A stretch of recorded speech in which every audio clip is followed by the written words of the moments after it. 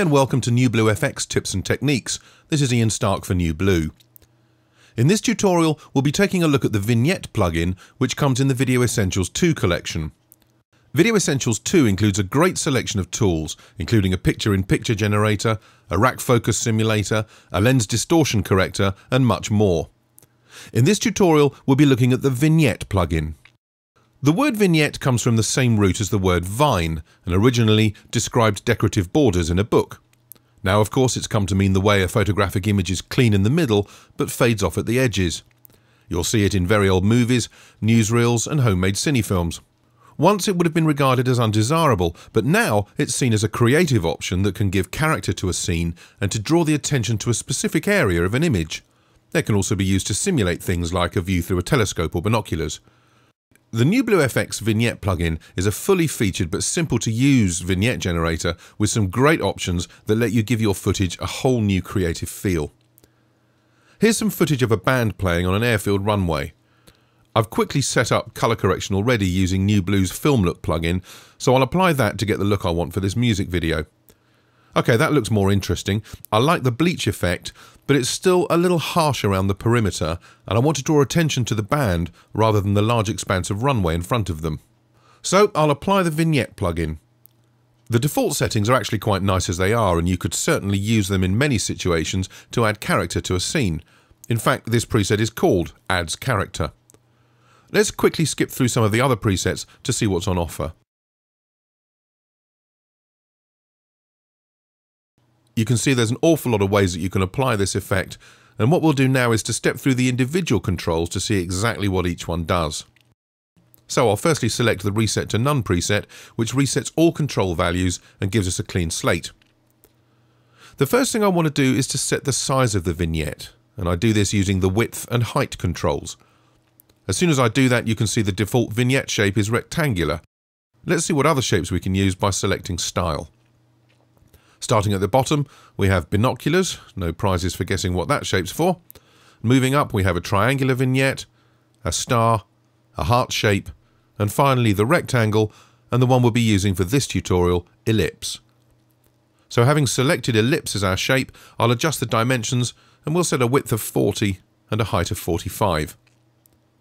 Here's an interesting effect. Notice the rotation control. It's fairly obvious that this control will affect the rotation of the vignette. But watch what happens when I keyframe the rotation to go from one extreme to the other and then back and forth several times. It produces an interesting organic shape that might come in useful sometime. I have no idea where or when, but you never know.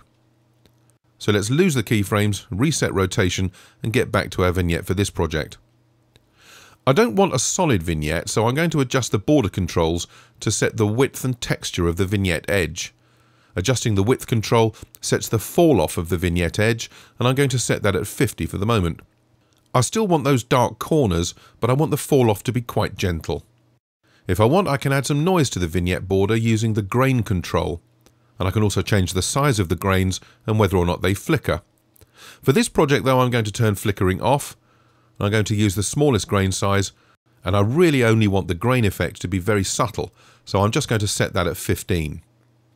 In addition to the grain effect, I can also apply a region of soft focus to the border, which adds to the effect of drawing attention to the centre of the frame. I'll set that at 25. One final set of controls lets me adjust the frame that surrounds the vignette. If you like, think of the border as being the interior edge of the vignette and the frame being the outside edge. Here I can change the colour of the frame. I'm really into deep petrol blues at the moment, so let's drop that colour in now. Lovely. And finally, a really neat function is the ability to set the opacity of the frame so that any underlying image can show through. Just to demonstrate this, I've placed a simple pattern underneath the clip of the band, and as you can see when I reduce the opacity of the frame, the pattern shows through. This feature really does open up the possibilities for this plugin. Okay, that's a quick look at how you can use the Vignette plugin to enhance footage. Here's an even quicker look at how you can use it to simulate optical devices like binoculars. I think that looks pretty convincing. Let's make it even more so by adding a reticule. And here's one for the budding action movie directors. Just a very simple circular vignette with a gunsight image I found on the web, and the NewBlue FX Tint plugin from the Video Essentials collection to make it look like a night vision sight. To be perfectly honest, I have absolutely no idea what a night vision sight really looks like, but I imagine that neither have the majority of people who watch action movies.